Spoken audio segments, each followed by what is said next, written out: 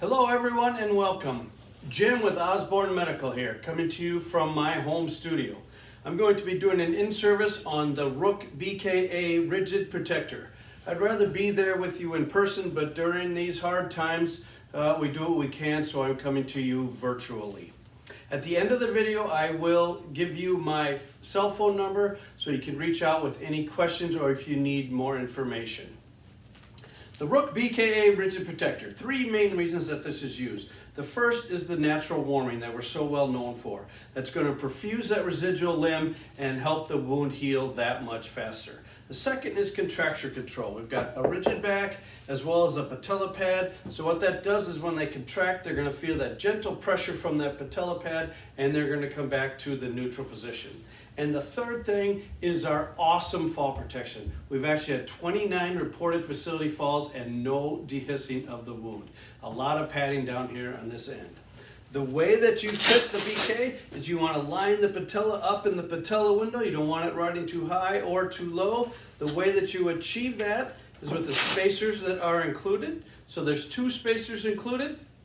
You're going to use two, one, or none, depending on the length of the residual limb. When closing up the distal thigh end, or the distal end on the residual limb, you can see that we've got a good amount of fabric to get around that limb.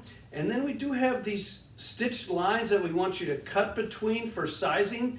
And we do want you to cut versus fold, because as you can see, when I fold like that there's a pretty good amount of fabric in there, and that could cause some undue pressure on that residual limb.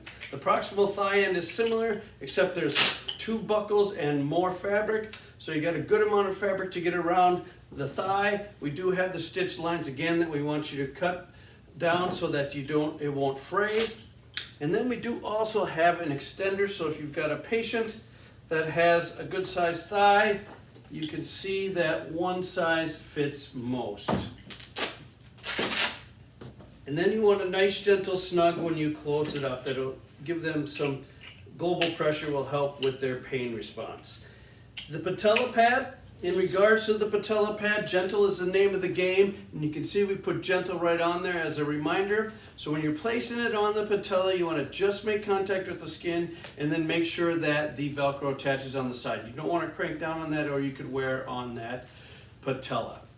The distal end cap is adjustable. There are 3 Velcro straps, 1, 2, and then the back flap, so that distal end cap can move up and down so that you can fine tune the sizing. The BK is washable, so if you have a laundry on your unit, cold, gentle cycle, and I do recommend that you put it in a pillowcase because there's a lot of buckles and Velcro along with it. However, if you've got a weepy, oozy wound, what we recommend is your breathable chucks. Take your breathable chucks, cut it down to size, wrap the residual limb in it, make sure there's no pleats in the breathable chucks, and then place it in the BK like you normally would.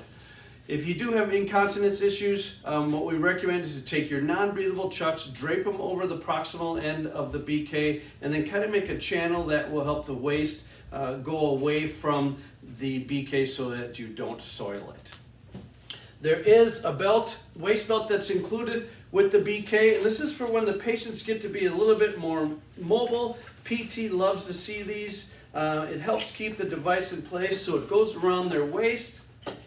It has a tail, and you can attach that to the side of the BK like this, and that will help keep it in place as they start to move around a little bit more. That is it on the BK. Any questions, or if you need more information, my cell number is 952-261-7713. Thank you, and I hope to be seeing you in person very soon.